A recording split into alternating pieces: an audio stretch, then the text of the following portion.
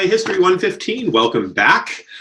This is week 12, lecture number 1, and today we're going to be talking more about the Cultural Revolution, and then if we have time, U.S.-China relations and the Nixon visit. Anyhow, I wanted to put the terms up here on the board for you. Here you go. So Cultural Revolution and the Nixon visit. We'll be recapping a bit about the Cultural Revolution from last time and adding to it. And then hopefully, if we have time, we'll be getting into the relationship with the United States, which transformed dramatically in the early 1970s. So let's go to a few artworks to begin with. Let's see here. I'm going to put my PowerPoint up on here. Let's see. Here it is. So we're going to look at some artworks from the Cultural Revolution and just a little bit about how they differ from what we saw previously. This is going to continue on the slideshow that we had a couple of lectures ago. Just skimming back through here, remember we saw some examples of traditional Chinese art from the Qing Dynasty, sort of celebrating nature and wildness and the unknowability of the world.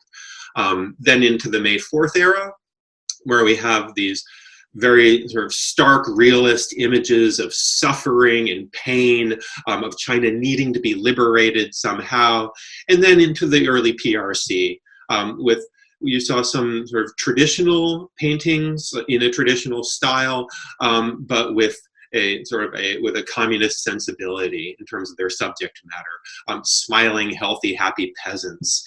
This one is of a little boy telling stories about the Red Army to his family who are rapt listening to him. Mao depicted in watercolor as a traditional scholar, lecturing to peasants who have, you can tell by their legs, who are gathered around him, hanging on his every word. This fateful image from around the time of the Great Leap Forward of Mao leading China forward, and of course the artist was accused of making it look like Mao was leading China off of a cliff. So we left off with the previous one with this sort of oil paintings of socialist realism in a Soviet style. And this one in particular, the smiling, happy girls in the midst of the Great Leap Forward, showing just how healthy all of the peasants are and how well fed, and just how much grain there is, this mountain of corn they're sitting on. And the irony of the realist mode of painting, the socialist realism, which in contrast to, say, the May 4th era artworks we looked at, which were genuinely trying to reflect difficulties in society, here they're trying to present a very sanitized image, what the government wants people to believe is happening, even if that is not what is really happening. So let's shift forward to the Cultural Revolution in the late 1960s. So part of the Cultural Revolution, it was an attack on Western values. It was also an attack on traditional Chinese values. So you have in many cases a different style of painting. This very highly sanitized Cultural Revolution mode of artistic creation, which is supposed to be very literal. It's not supposed to leave anything to the imagination. It's not supposed to leave anything to interpretation. And in every stroke of the brush, it's supposed to be supporting the revolution, supporting the army, supporting the people. So here we have some men on a lookout tower, and just the elevation of the subject, literally, it looks like they're about a mile off of the ground. Way down below here, you have sort of boats along a river that they are defending. But the subject of this is these incredibly powerful soldiers. They do not have any kind of fancy equipment. What they have is vigilance. They have binoculars, and you can see by the look on their faces this absolute serious determination. There is no joking or laughing. Their job is to protect the motherland, and you can see that in their eyes. And the painter who created this image is again celebrating them, placing them on this pedestal that's thousands of feet above the ground in this impossible view. Here we have the Little Red Book. The caption at the bottom: Chairman Mao is the red sun in our hearts. And here is a worker holding up a copy of the Little Red Book with a picture of Mao on it. And here's everyone else with their Little Red Books. These all represent the various minorities of China and possibly also the peoples of the Third World, who are all thought to be under the umbrella of Maoism. Here, I like this one. The caption at the bottom is the People's Military is invincible. And so here we have People's Liberation Army soldiers, again, defending the motherland with grim determination in their eyes. And what do they have for weapons? Take a look here. Well, the one on the bottom has an artillery shell, which he is sort of shoving forward. I guess it's not meant to be taken literally. But here he is sort of hunched with an artillery shell. The one in the middle has a gun, but it's kind of hidden back here. You can see the bayonet and you can see the end of the gun. So what are the real weapons of the People's Military, according to this poster? Well, the one all the way up on top with the fullest view is the Little Red Book. So they are armed with Chairman Mao's thought. And if you have Mao's philosophy, there is nothing that can stop you. There is no enemy that can counter you. So vigilance, a serious mindset, and the Little Red Book, and he's got the red flag above him. So it's communism above all, particularly Maoism above all, is what will defend the motherland and which will give the army its power. Secondary to that, buried in the background here, is a gun, and then at the bottom, the artillery shell.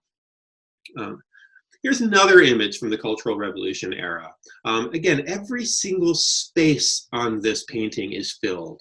Not like those old paintings from the Qing Dynasty era where there's all kinds of open white space. This is very deliberately not done in a traditional Chinese style because, again, the Cultural Revolution was also attacking things that were traditionally Chinese and seen as feudal or Confucian. So what's the subject here? This is a mother and daughter, apparently. The daughter is asleep. The caption explains that the mother is awake in the middle of the night. So here the innocent child sleeps under her red blanket, her red communist blanket. And what does she have for toys, this little girl? Her toy is a military airplane with a red star on the side of it. So indicating that this little girl, you know, when she plays, she likes to play Army, she likes to play Air Force, she likes to play Defend the Motherland. And her mother is here studying, reading books, writing. She is a peasant, but she is literate. And look at all the degrees that she has on the wall. These would be certificates from various courses that she has taken. What do her interests tend towards? Agriculture. Here is her hat for working in the fields, poles for carrying things. Even the artwork that she has in here. Like how does she decorate her home? You know, with certificates from various workers' schools, with an image very much like this one. You can see the little red caption and everything. This is from you know, probably from the same series. And then the artwork on the window here is tractors. You know, it's agricultural art. Everything is about the improvement of agriculture, the strengthening of the country. Here are Mao's works over here on the wall. What else would somebody want to read? A few technical manuals are useful. You need to know how to repair a truck. And then the only electricity that's being used here is this one light bulb in order to illuminate her studies in the middle of the night, indicating a frugality here. This is a really amazing one. This is a sort of an idealized image of Dazhai. That's D-A-Z-H-A-I, which was the model commune in the Great Leap Forward. The whole country was called upon to model themselves after Dazhai, which was the commune that allegedly, you know, succeeded in absolutely every metric of success. So look at this painting. Look at this painting of Dazhai. Here's the name of it down here on the building. So here are the communal buildings. Everything is flourishing. The cherry blossoms are on the trees. The people are happily milling about. You look out in the fields. Fields are being irrigated with water. There are rice fields being planted. Everything is green and growing. They have tractors. This isn't just being done by hand. That the commune is successful enough that it can get tractors in order to plow the fields. And think back now on Mao's voluntarism, the old man moving the mountain. This is a really literal representation of that here they have moved the mountains. Look what happened to the mountains in this picture. You can imagine before all of this and before the Dajai commune, it was probably wilderness and these hills, maybe there were a few little farms up there. But this whole mountain has been carved up with terraces so that they can grow crops all the way up the sides of the mountain. This one has been opened up for mining. These ones have been literally leveled off in order to make flat fields for growing more grain on. All of the topography of this landscape has been tamed by mankind. It is being used by the commune. Even in the distance, you can see the train carving its way through the landscape. This is the very vision of the man moving the mountain, that the masses of the people, the communes, if they work together with one mind, they can conquer and subdue and tame the natural world. And there is nothing the natural world can do in response except grow lots of grain and produce flowers and happiness. This belies the reality of the Great Leap Forward, which was mass starvation in the countryside. All right, Cultural Revolution. Here we have one that's sort of done in a woodblock style. This one here is a worker in red, represent the correct color. He represents communist power in the state. He's armed with the collected works of Mao Zedong. Here's his little red book. And who is he smashing? He is smashing Liu Shaoqi and Deng Xiaoping. And that we must smash the counter-revolutionaries Deng Xiaoping and Liu Shaoqi. Remember, Liu Shaoqi was the president of the state at the time that the Cultural Revolution began. Deng Xiaoping is going to be punished as well in the Cultural Revolution, but he is the one who is going to come to power after Mao dies. So Deng Xiaoping, hold on to him. Many of you will be writing about him for your final paper. But he is going to come back in force later on, even though he and Liu were really the two top targets of the Cultural Revolution. So the last one I'll leave you with right now, this is a red guard. And the caption says, "Smash the old world and build a new world." So here you have a young boy or girl. It's impossible to tell because the girls cut their hair short. So you have a young red guard with a massive hammer. And here's the red armband signifying that he or she is a red guard. You also have a banner over here that says the Red Guards. And in the background, you have this whole mass of red guards, and they're climbing up the sides of buildings and onto balconies and putting up banners and tearing things down. And what is this particular red guard doing?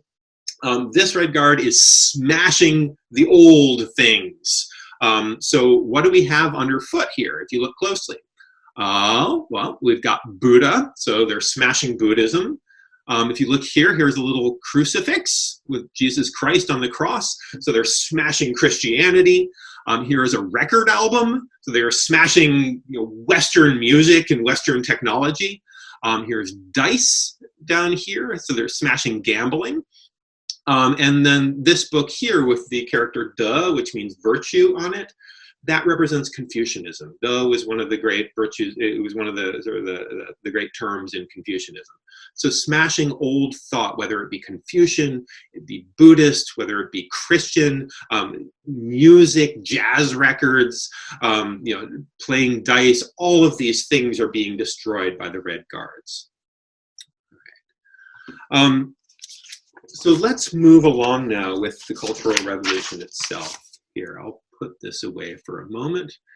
And what shall I give you to look at now? How about, the eternal life of Mao Zedong. This is a good one. Okay, yeah. This will hold us in good stead through our Cultural Revolution discussion, because this is who everyone was doing it for. And the caption says, eternal life to Mao Zedong. So we left off last time with, remember, the real launching of the Cultural Revolution, Mao swimming across the Yangtze River, allegedly, in July of 1966, and then announcing the creation of the Red Guards, writing the big character poster, Bombard the Headquarters, which is in your documents book, in that the Cultural Revolution, the target of it was the Communist Party itself.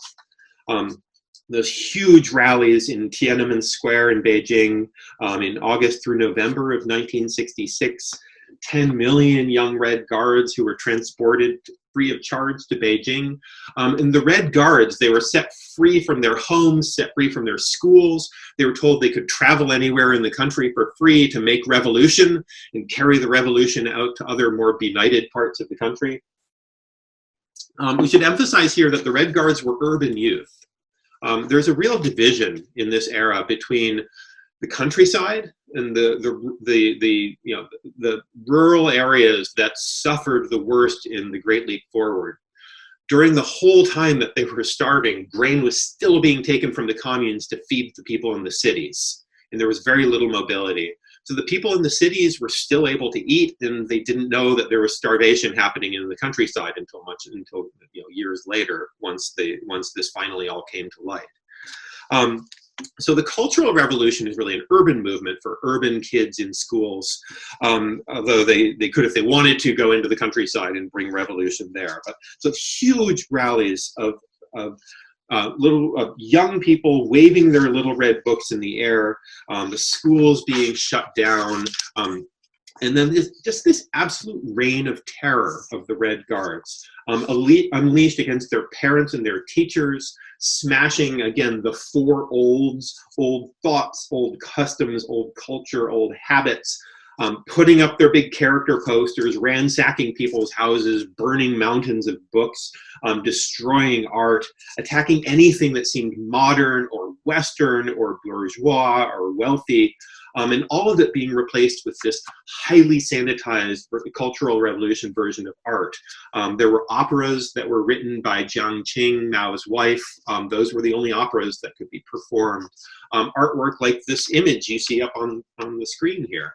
And these are simple images celebrating Mao Zedong as sort of the red rising sun, or images celebrating peasants, celebrating the revolution, or attacking Liu Shaoqi and others. Going forward with these Red Guards, at the end last time, I was telling you how Mao ordered the police not to interfere with them in their interrogations. They could arrest anyone they wanted and imprison them. They could, they made makeshift prisons in their schools. They could torture people for confessions, forcing them to confess, that they liked Western music or that they were betraying the revolution in their hearts. And again, these are just children completely out of control. The youngest were about 9 years old, and they went up to about 18. But filled with this fervor that they were the inheritors of the revolution and that they were Mao's chosen. This is really, when you go back to the memoirs of Red Guards, this is really what they made them so happy at the time and gave them their love, their energy, was this love for Chairman Mao and the feeling that Mao loved them in return. They set fire to embassies. They destroyed art museums.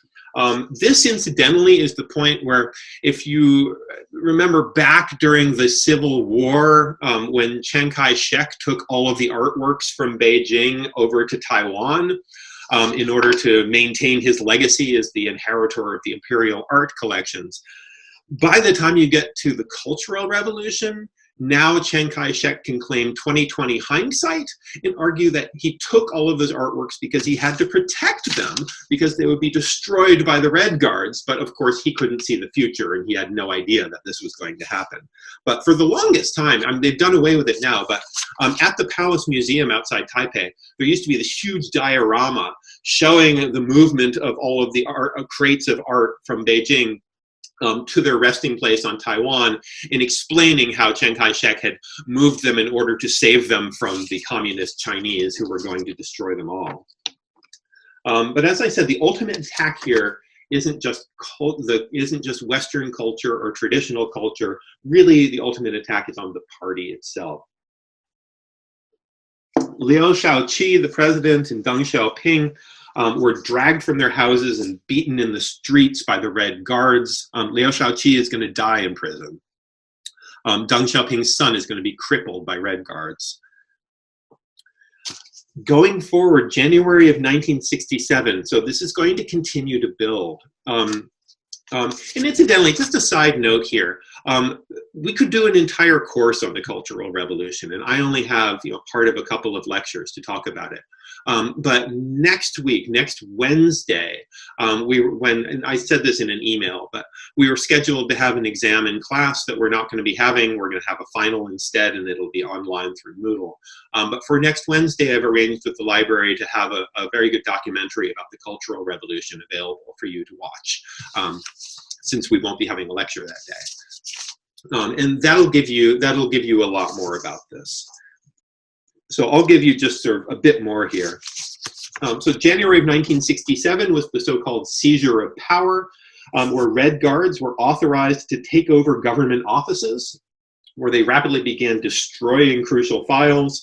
In all sorts of different professions, the Red Guards were supposed to seize power and take over the institution and run it themselves, because the belief was that even if they had no idea what they were doing, they had the correct ideology, and they were Mao's chosen guards.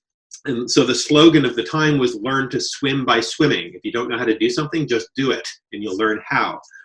This was taken quite literally. It happened in medicine, in hospitals. You had teenagers performing surgery while the actual trained doctors were being forced to sweep the floors. Again, because the teenagers, these Red Guards, this was part of their Cultural Revolution and the seizure of power, that all that mattered was ideology. And again, back to this incredible pride that the Red Guards had at the beginning of the Cultural Revolution, that they are the new vanguard of revolution. Now, here's a catch. In the documentary, we'll talk about this at some length. At the beginning, in the first years of the Cultural Revolution, becoming a Red Guard was based on a theory of inheritance, which is that your class is determined by your background. So whatever your parents were, you inherit that class status. If your parents were landlords, you are always of the landlord class. If your parents were peasants, then you are a peasant. If they were good peasants, you're a good peasant, so on and so forth. So your class background and your quality as a human being is determined by your parenting. So at the beginning of the Cultural Revolution, the only kids that could become Red Guards were the ones who had the right class backgrounds.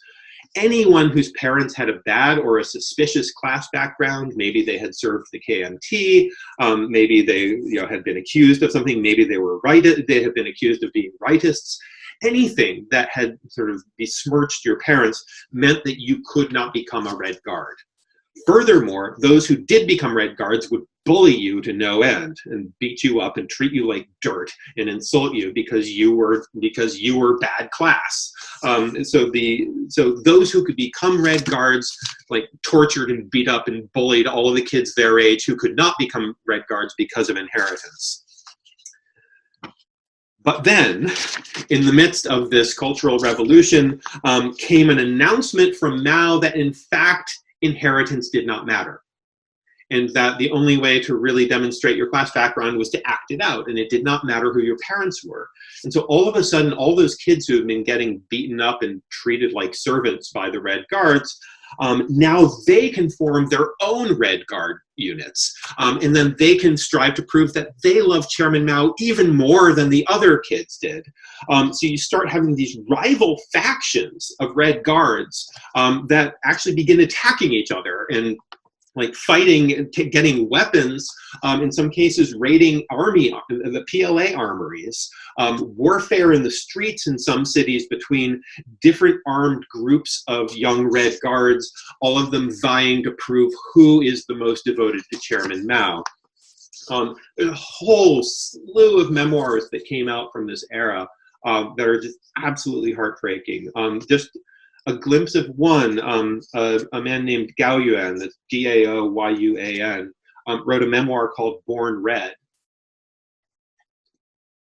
which you can get from the library.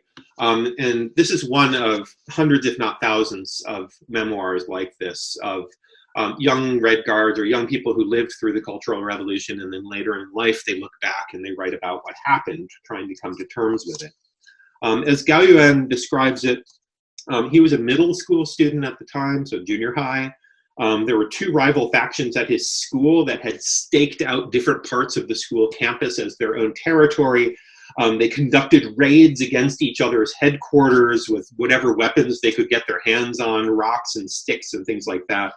And he describes a scene in there where the leader of one of these factions, when her headquarters, and this is like Lord of the Flies, her headquarters is under attack from the other faction. She climbs up to the roof, wraps herself in the red flag of her faction, shouts, "I'll never surrender, long live Chairman Mao," and jumps off the roof of the school building to kill herself. So a teenage girl jumping to her death out of this idea that she is somehow serving Chairman Mao, and that by not being captured by the other faction, and that she will be somehow a martyr to this revolution. As I said, this is an utterly heartbreaking period. Mao, meanwhile, was playing one group against another. First it's inheritance, then it's not inheritance. He gets to be in real danger of losing control himself. And so in the summer of 1968, we get to a total breakdown of order on university campuses in particular. At Tsinghua University, one of China's very top universities, it's sometimes referred to as the MIT of China. At Tsinghua, what began with rocks and cement blocks in the fighting between different factions of Red Guards turned into grenades and rockets being fired at dormitories. Again, these are warring college students trying to show that they are more Maoist than the other groups of Maoist college students. So finally, in July of 1968, Mao disbanded the Red Guards. He told them that they had failed, and told them that there was a new campaign, the Down to the Villages campaign, and that they should go down to the villages, go into the countryside to learn from the peasants. And told them that, in fact, all along they had the wrong ideology. They needed to study the peasants. This Down to the Villages movement basically sent kids from the city who had, these Red Guards who had felt all of this power for the last couple of years, sending them into a deeply impoverished countryside that's barely recovered from the Great Leap Forward, sending them far from anything they knew, away from their families, away from their friends, sent off to live with families that did not want them there, families that could barely feed themselves, let alone some kid from the city who had showed up on their doorstep to teach them, to learn from them, to learn about the ways of life in the countryside. These city kids, for the most part, they came with no useful skills, and they were miserable for the most part. Lonely. There was the culture shock of being in the countryside after growing up in the city. The distance from their family, regrets for what they had done during these first few years of the Cultural Revolution. And for most of these kids sent off into the countryside, they would be there for years and years. And it was really only after Mao died in 1976 that most of them finally got to start making their way back home to the cities, back to their families, back to the lives that they had left nearly 10 years earlier, 8 years in the countryside. So these kids, they are remembered as a lost generation in China. They're doing better now, obviously, but especially in the 1980s and the 1990s, this generation felt like they had just been completely left out. These were children who had grown up with no school, who had been sent off to live in the countryside instead of being educated. They came back without any book learning. They came back having lost 10 years of their lives and now having to go back to school and start from the beginning again. There were no jobs for them when they came back to the cities because they had no useful urban skills. All they had was what they had picked up in these farms. Furthermore, and there is a widespread literature in the 1980s called the literature of the wounded. And this was memoirs and fiction written by people who had lived through this and trying to come to terms with their experiences and the ranging from the boredom to the horror of what had happened to them. These were people who, when they were kids, may have committed vicious acts against their families, against their classmates, against their teachers, and then who suffered in the countryside under very difficult circumstances, and who finally came back in the late 1970s to find that the whole world had moved on without them. I should say, when I first taught in China in the 1990s at a middle school, like, these were the parents of the students that I had, and it was a strange experience that here are all these kids, these 13, 14-year-old kids. They're all really smart. They're all really gung-ho at school, but none of their parents had a similar education, and so the parents didn't know how much time you're supposed to spend studying or how you were supposed to do on a certain exam, and they couldn't get any kind of guidance. All they knew is that you had to get ahead, but it wasn't that same continuous generation where the parent can recreate their experience for the kid and bring them up, that their parents were part of this lost generation that had just simply missed out on so much in their lives.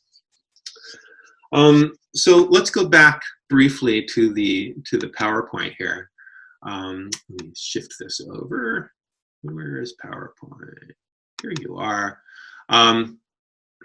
Just to give you the final slides here, which are the Down to the Villages movement. And look at the happy faces on these young people as they're getting ready to go off into the countryside. They've got their belongings packed up in simple ways.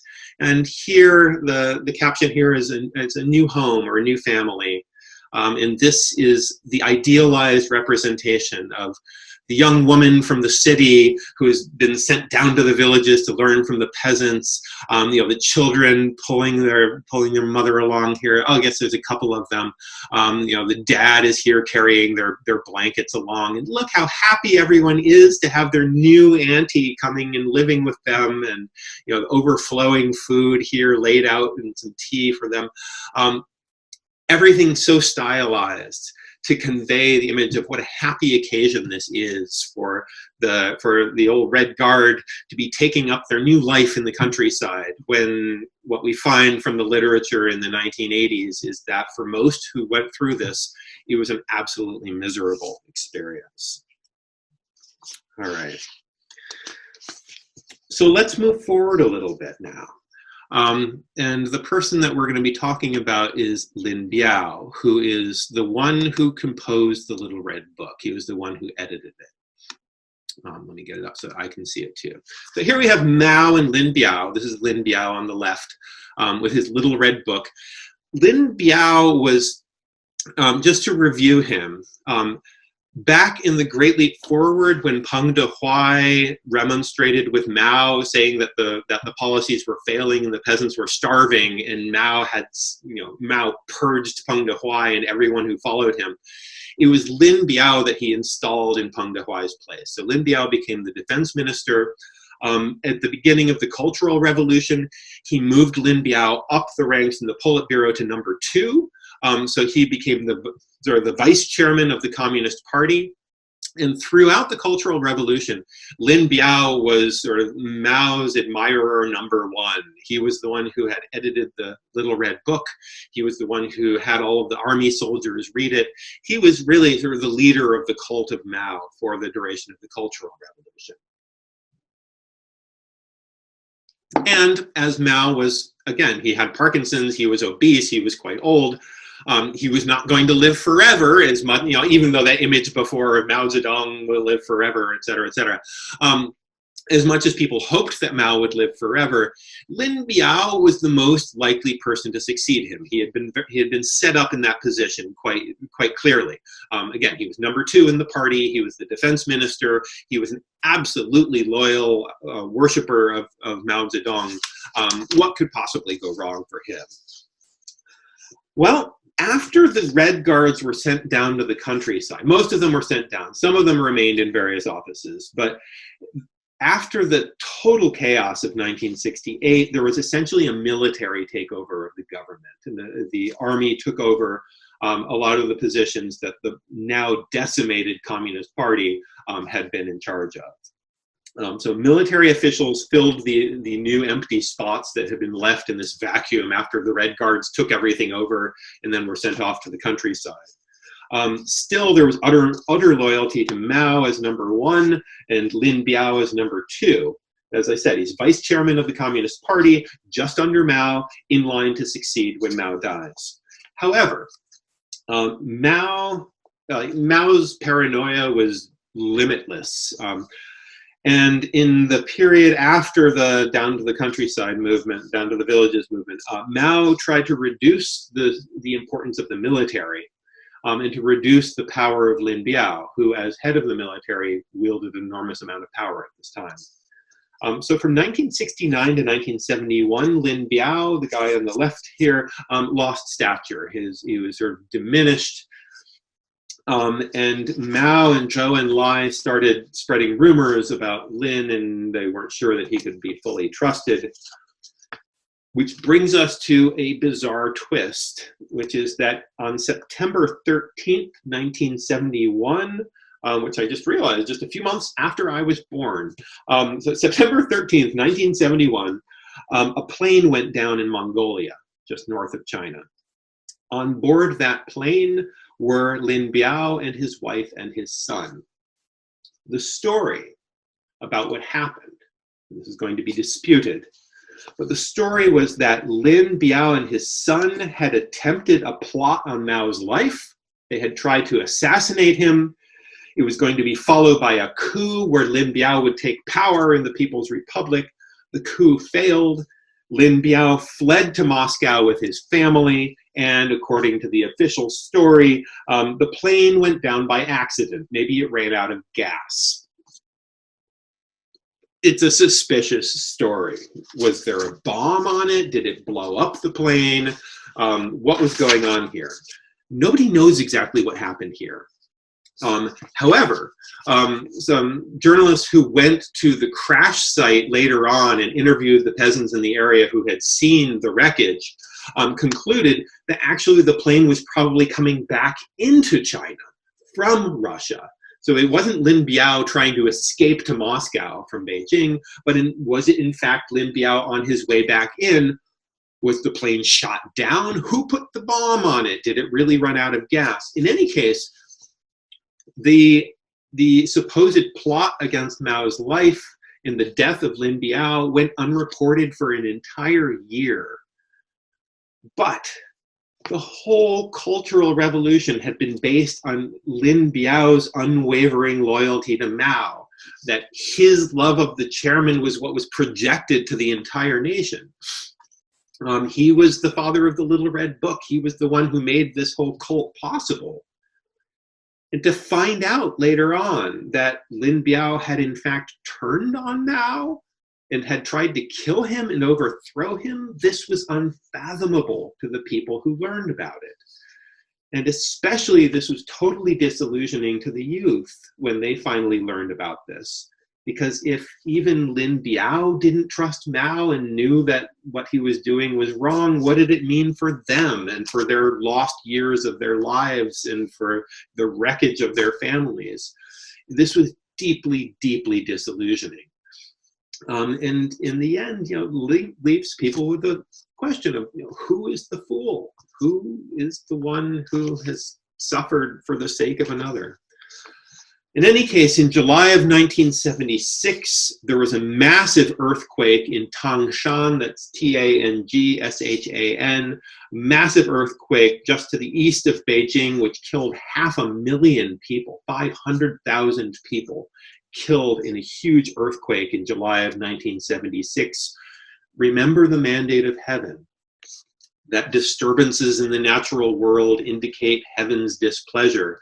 Those superstitions never went away as much as the Great Leap Forward and the Cultural Revolution tried to hammer them out of the minds of the Chinese population.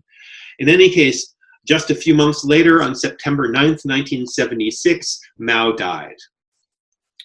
That was the end, finally, of the Cultural Revolution. In the struggle for power after Mao's death, Deng Xiaoping, who had been purged twice and had been one of the two primary targets of the Cultural Revolution, he would rise to power ultimately. And by 1978, he will have cemented his power. As I said, Liu Shaoqi, who had been president, He and Deng Xiaoping had together led those reforms in the early 1960s after the Great Leap Forward to try to restore some normalcy to the economy. Liu Shaoqi had died in prison in 1969, so he never got to be rehabilitated. But Deng Xiaoping, he began to slowly reverse many of the massive changes that had happened under Mao. He began to introduce market reforms, to introduce privatization. He forgave the rightists. He had been branded as the rightists. He rehabilitated all of the people who had been attacked by all of the various campaigns under Mao and allowed them to come back to the mainstream of society. The Red Guards who had been sent down to the countryside were allowed to come back to the cities. The rightists who had been in labor reform for 20 years were allowed to come back to a semblance of their previous lives. And it's really the Deng Xiaoping era to come, this period beginning after Mao's death, the period under Deng Xiaoping up into the 1990s, that really lays the groundwork for the economic powerhouse that China is today. It's almost impossible to fathom the difference between China as it exists today and China as it existed in 1972. In 1972, it was a poor, backward, agrarian country with a misguided ideology that had torn its society apart and led to the starvation of huge numbers of its population. Now it's one of the wealthiest countries in the world. It's one of the largest economies. It'll soon be the single largest economy in the world. It's a huge military power. This is just night and day. And in the final lectures of the course, we're going to be looking at how do we get from the Mao era to today. That will come later. But one of the interesting things that's happened in recent years is that there is a lot more nostalgia now for the Mao era than there was in the 1970s or the 1980s.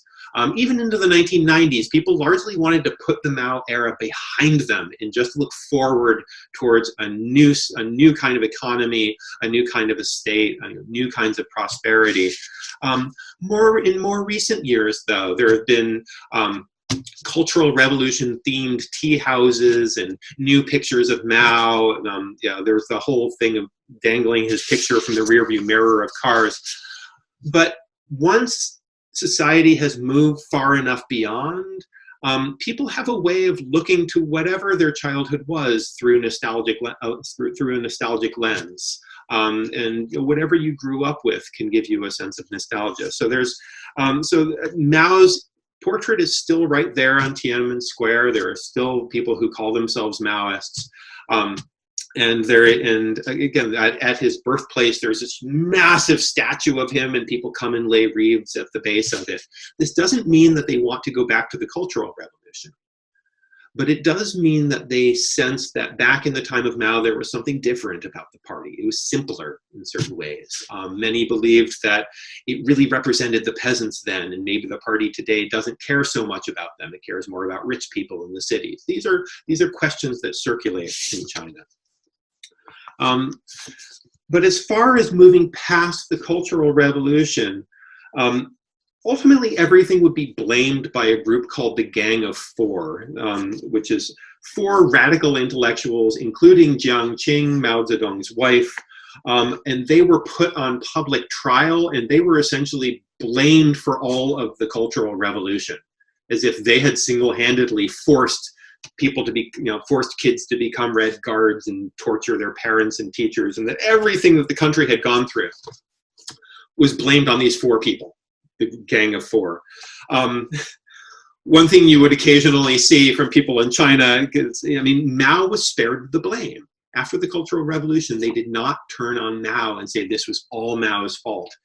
He was left aside. He was not part of the Gang of Four, but more cynical people would talk about the Gang of Four, and they would hold up their whole hand, and the extra fifth one, the pudgy one over here, was Mao. So there were plenty of people who realized that Mao was to blame for all of this. But publicly, it was blamed on the Gang of Four, so the country could have the catharsis of blaming them and convicting them, and then everyone is forgiven and you can move forward.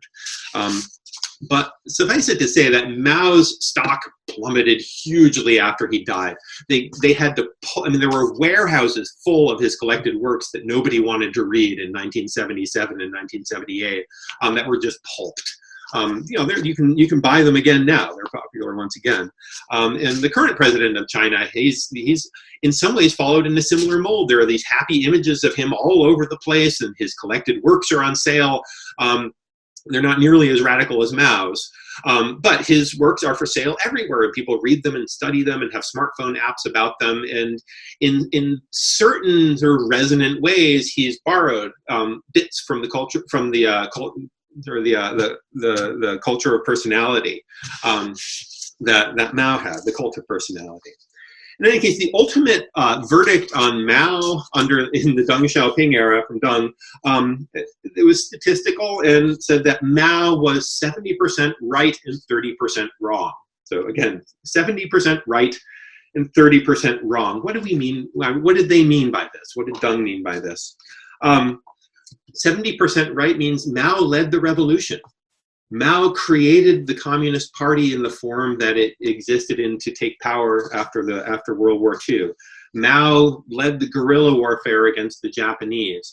All of these things, the founding of a new state, getting rid of the imperialists, all of this, this was Mao's contribution.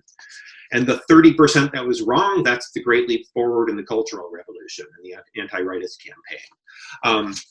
So the consensus going forward by the party and its leaders was to hold on to Mao, not to throw him out along with turning their backs on the policies of the Cultural Revolution and the Great Leap Forward, but instead hold on to him as a figurehead. That's why he's still on the money in China. That's why his portrait is still up there in Tiananmen Square. But still, the era that's going to follow the Cultural Revolution is one with a real disillusionment with socialism. And it's going to be an interesting tightrope act for the Communist Party, because under Deng, and this period from 1978 to 1997, Deng is going to lead an unprecedented transformation of Mao's China into this modern economic powerhouse. He's going to unleash free enterprise. He's going to unleash individualism and selfishness and the power of that in capitalism to help people get rich and make money and pay taxes. Capitalism is going to come flooding back in. Mao would be spinning in his grave over and over. But even as Deng allowed for a huge expansion of the economy and allowed for free enterprise and allowed for individual incentives and all these hallmarks of capitalism, at the same time, he kept very tight ideological control. The country was still in the hands of one party, the Communist Party, which controlled what was taught in the schools, which controlled what was said in the media. And this was the tightrope. So on the one hand, maintaining the supremacy of the party and maintaining tight ideological and information control. On the other hand, unleashing the economic freedom. So free economy, tightly controlled ideology. Deng's term for this was socialism with Chinese characteristics, meaning we're tinkering with socialism to make it more correct for the Chinese situation. The funny part of that, though, is that the Chinese characteristics, meaning the parts that are not normally considered part of socialism, are capitalism, free enterprise. China has always been a huge merchant country. It's always been an economic powerhouse. The merchants of China in the Qing dynasty dominated all of Southeast Asia, sailing back and forth to conduct trade. This goes way back. This was brought back forward once again after being suppressed under Mao. And the merchants and business people of China were delighted to take part. And they have done a lot of the work of building China into the massive, massive economy that it is today. So we're not going to have time to go through the entire Nixon visit today, but I'll just give you a little preview of it for next time, which is that after the Korean War, the mainland China was seen as America's enemy. They were seen as sort of just millions of blue ants with all the same mindset, this brain, in American eyes, are seeing this brainwashed population led by a madman named Mao Zedong. They were like little robots or something. It was sort of this terrifying image. a strong history of anti-communism in the US during the Cold War. And Richard Nixon was elected in 1968 on an explicitly anti-communist platform. So Nixon was voted into office promising to be extremely hard on the communists. Therefore, you can imagine the total and utter shock and surprise when it was announced suddenly in July of 1971 that Henry Kissinger, Nixon's national security advisor, had been to China, and Nixon himself was going to go to China and meet with Mao, the head of Red China, who he had denounced for his entire career. This handshake that you see in the image here, this was called the handshake that shook the world. Overnight in 1972, when Nixon went over, China and America went from being mortal enemies to being friends and allies, unforeseen by just about anybody. So how did it come about? What were the agreements that made this possible, and how did it shape U.S.-China relations going forward? We will be covering that in the next lecture on Wednesday. Thank you for being with me. It's been nice to be here for you. Don't get blown away in all the heavy winds today. And take care of yourselves, all right? How do I even turn this off? All right, there we go. All right, goodbye. Nice to see you.